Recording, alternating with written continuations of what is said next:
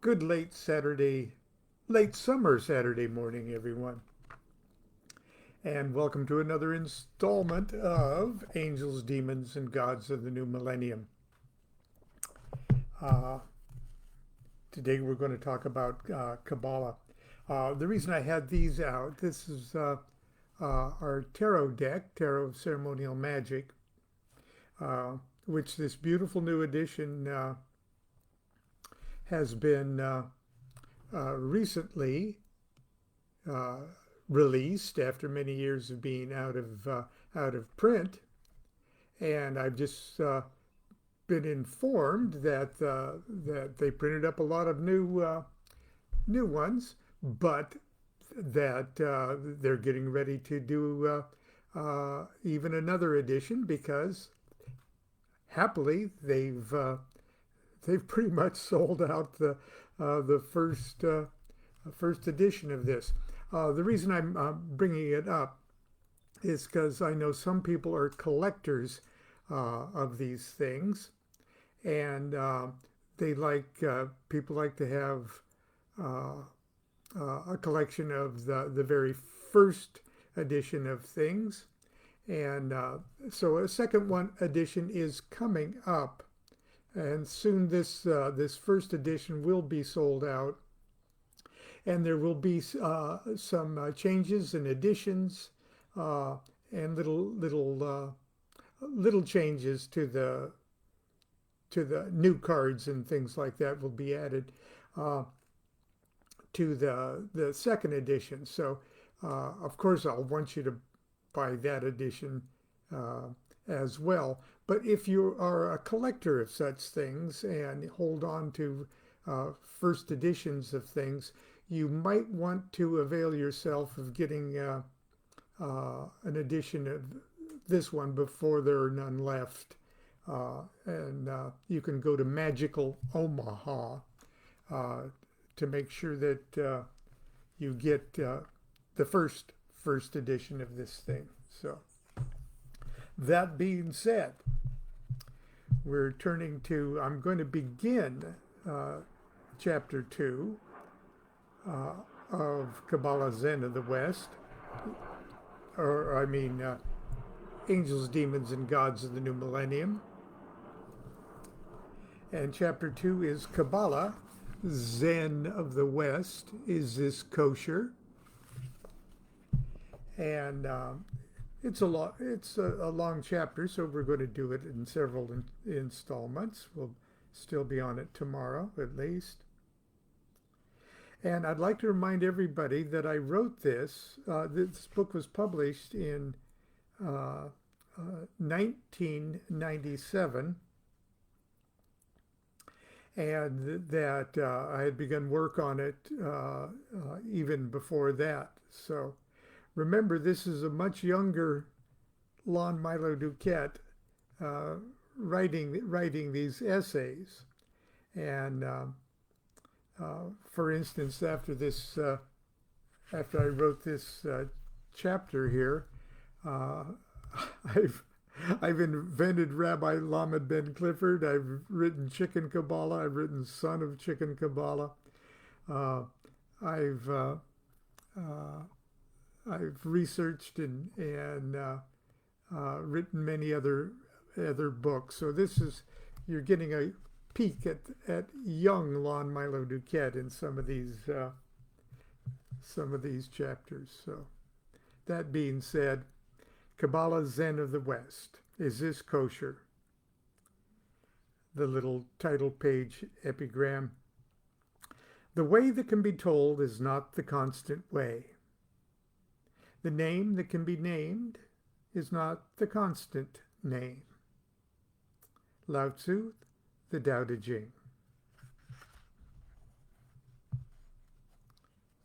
I guess you could say I'm as Western as they come.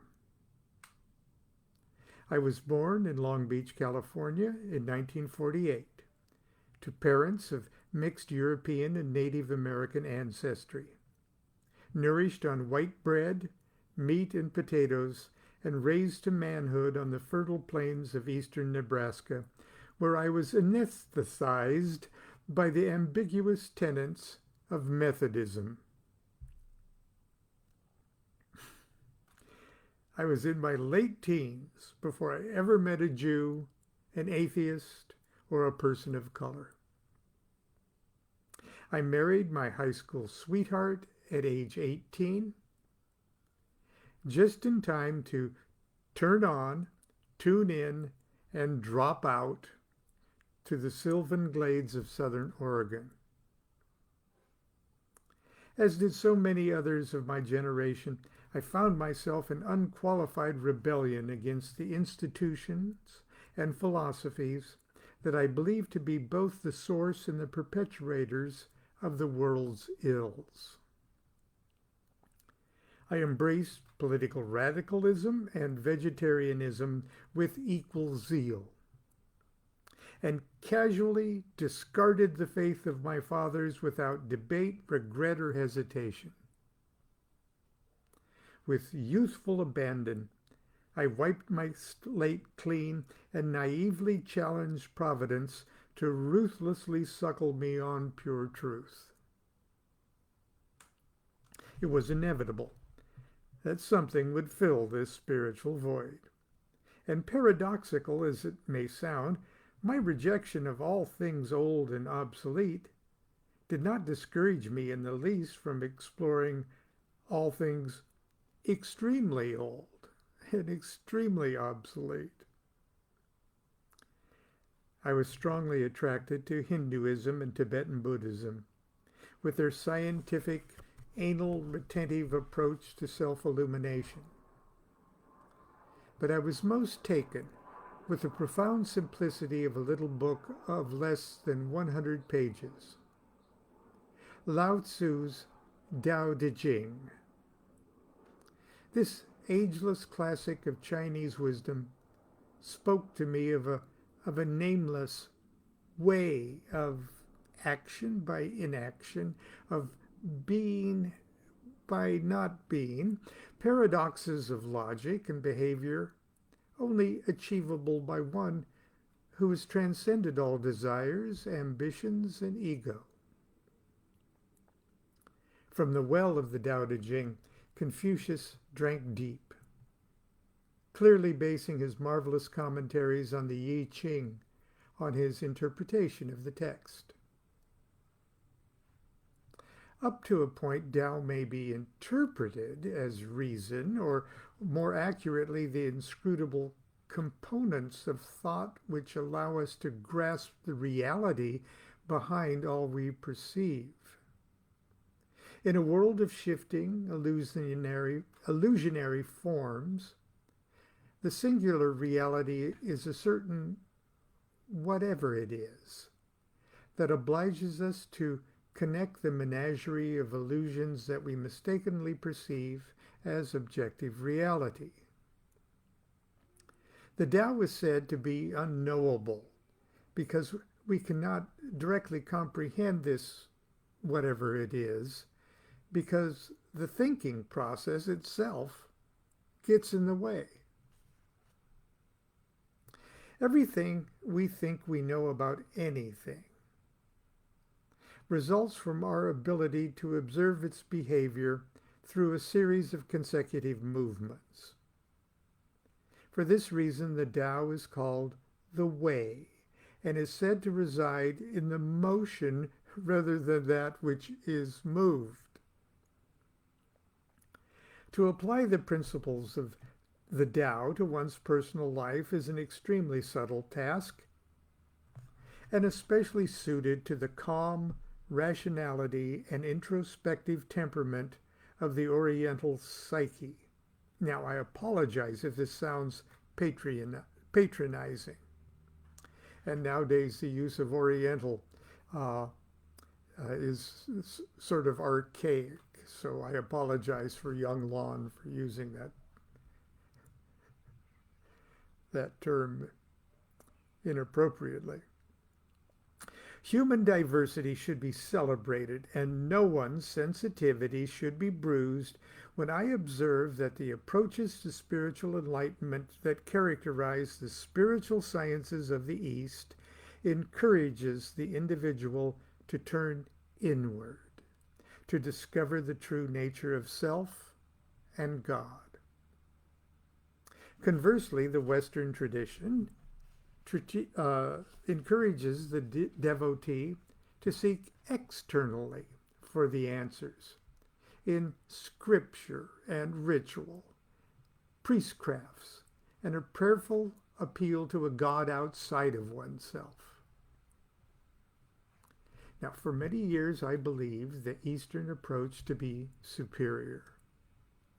And I envisioned myself quietly gaining illumination while sitting by the koi pond, my legs locked in a flawless full lotus position, my eyes firmly fixed upon the Ajna chakra at the center of my forehead, my shaved head gleaming in the leaf-filtered sunlight of my cool and tranquil Zen garden. The fact that I did spend a good deal of my time doing just that, well, I never did get my Zen garden. And while I did not reach nirvana or mahasamadhi, I was able to log several classic and recognizable meditative landmarks in my diary. Still, I felt as though I was somehow going against the grain, as if I were trying to run Eastern software on my Western hardware. I lamented the fact that there were not techniques and disciplines unique to the Western psyche, a Western yoga or a Western Zen. I was unable to find a document comparable to the Tao Te Ching, and everything that advertised itself as Western mysticism seemed so encumbered with Christian self-hate and guilt that I stopped looking in that direction altogether. And eventually, I did not, however, give up on my quest for a Western way. And eventually, my quaint and curious studies brought me into contact with the traditions of esoteric Freemasonry, the Knights Templar, Rosicrucianism, and ceremonial magic. Here, nestled amid the apocryphal doctrines and suppressed heresies, I discovered the fountainhead of a rich and colorful Western tradition that appeared to have gone virtually unnoticed and unacknowledged by mainstream historians and clergy. Here, I found an ancient and fundamental fire burning at the center of the politics, sciences, and religions of the West in the same way that the Tao enkindles the flame of Eastern thought. This spiritual treasure is not a book, yet it's expressed in many writings. It's not a religion, yet it passionately reveres the Holy Scriptures of the Jews. It's not a philosophy, yet it's influenced Western civilization's greatest minds, from Plato and Pythagoras to Kant and Spinoza. It is not astronomy, chemistry, or physics, but it is the godmother of all three. It is a way of viewing the world and ourselves and deity, and a way that maps out our return to Godhead. It's the Western way. It's the Kabbalah. Now I've broken up the little section of my writing here with a little quote from Ira Gershwin from Porgy and Bess. The things that you're liable to read in the Bible, it ain't necessarily so. Whether we care to admit it or not, The mythical stories of the Bible are indelibly stamped upon the collective psyche of Western civilization. They provide the foundation of our laws, our morals, and the archetypes of our spiritual aspirations. They also run roughshod through our fears, our insecurities, and even our nightmares. The volatile political environment of the Middle East, which for the last half of the 20th century has threatened to embroil the entire world in armed conflict, can be blamed, at least in part, upon the belligerents' belief that they are descended from one or another brother in a Bible story. In Sunday school, I was told that the books of the Bible were authored by God Himself. It never occurred to them to say God herself. Authored by God Himself through the mediumship of anonymous men who He singled out and possessed to channel His words for later publication. A succession of miracles then ensured that the cosmic purity of these words would survive translation into all the major languages of the world. Even as a child, I found this scenario impossible to believe. I figured Bible stories were like those sweet lies grown-ups tell children like Santa Claus.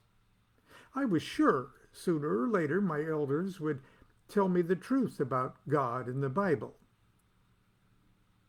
and reveal a greater and more mature reality behind the make-believe.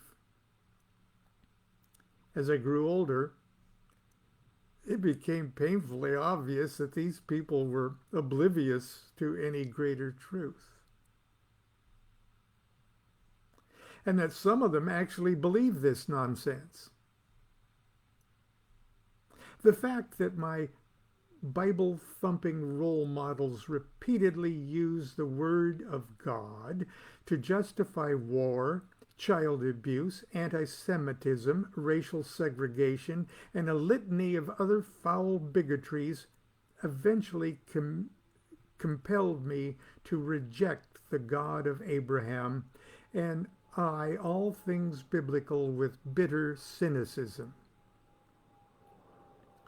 I saw what Bible abuse can do to people, and I did not care to add my name to the Lamb's Book of Life, especially if it meant spending eternity with these idiots.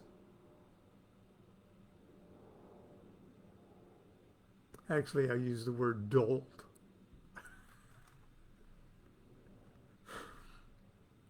Understandably, it was with a great deal of skepticism that I approached the study of Kabbalah, a spiritual discipline supposedly based on the Holy Scriptures.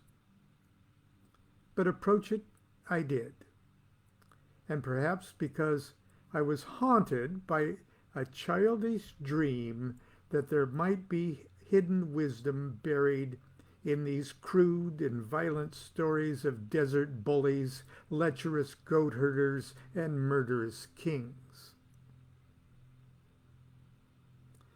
At first, I was very annoyed to learn that, like my well-intended but semi-conscious Sunday school teachers, kabbalistic tradition holds that certain Bible texts are the result of divine inspiration, and that every word, every letter was constructed and positioned by illuminated sages or by God Himself in an attempt to communicate ineffable secrets to future spiritual investigators.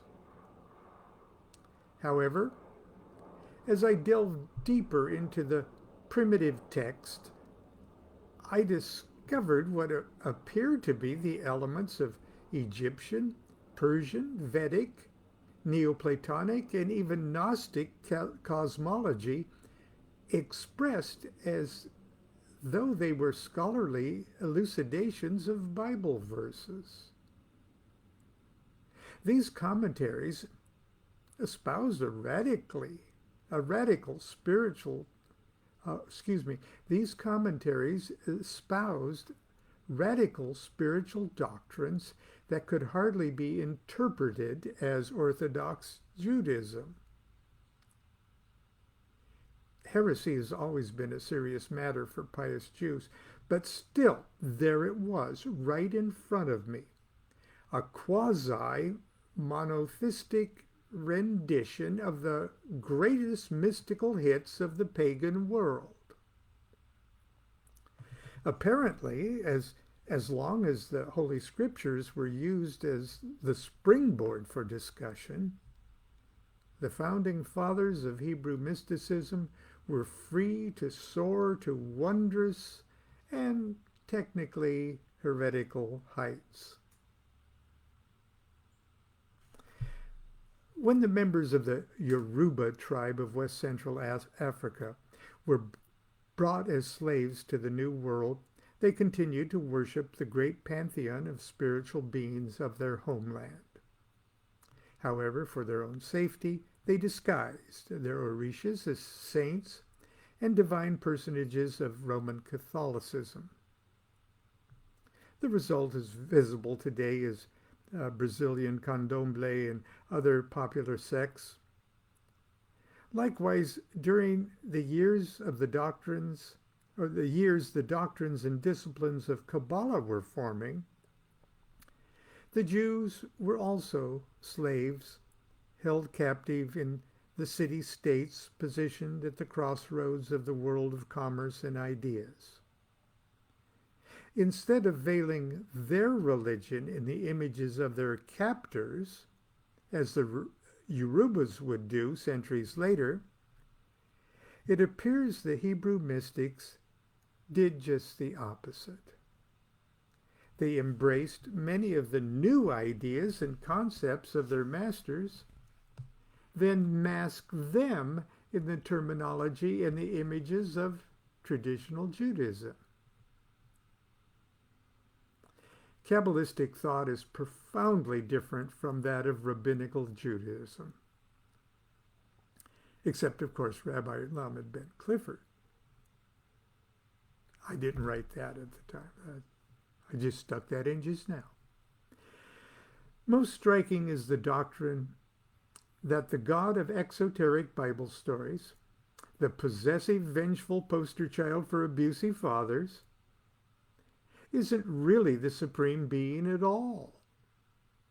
That honor goes to an inscrutable pre-existent negativity, or negative totality, called Ein Sof, a great zero, out of which emanates the one and subsequently the many.